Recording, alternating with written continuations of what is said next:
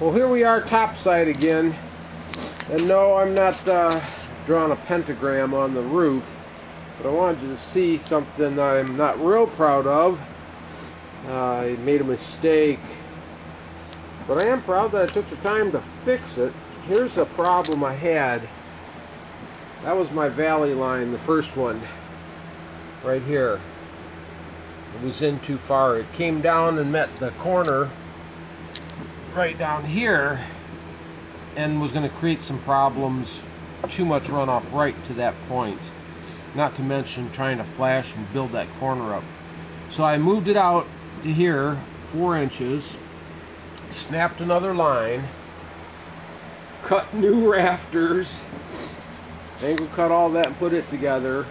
The ridge stayed the same, but I had to cut all new rafter braces in there, both sides obviously. Over here, same thing.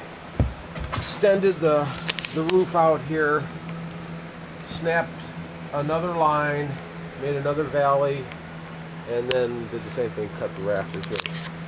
This isn't exactly the piece that's going in here.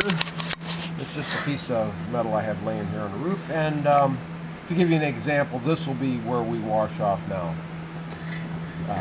I've still got to put the sheeting on, but that's coming up next. This will divert it from the side flashing here, channel this around, and the taper of the chimney.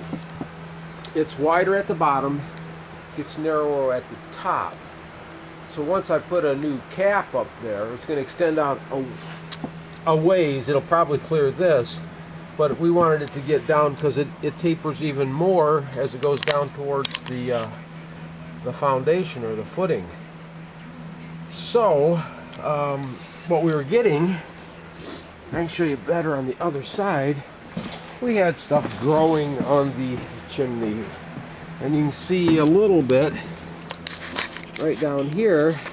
This is ice that is dripped off the roof because that's the roof line. This is where everything washed down. This is moss because this has just been saturated and soaked for years, never dried out.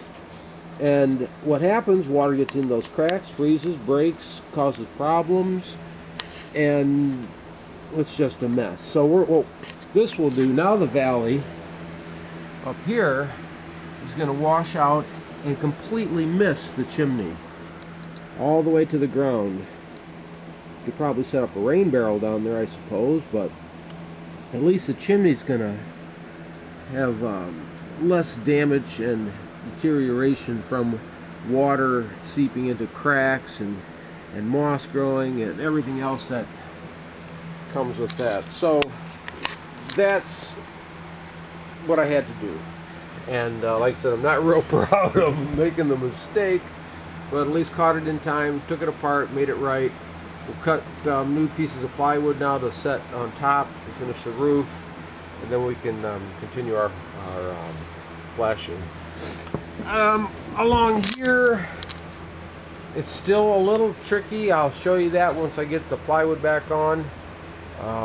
It's going to be another angle, which makes it complicated, but nothing like a challenge. And today's rather breezy. We've got a pretty good wind off the lake, keeping it a little chilly in here.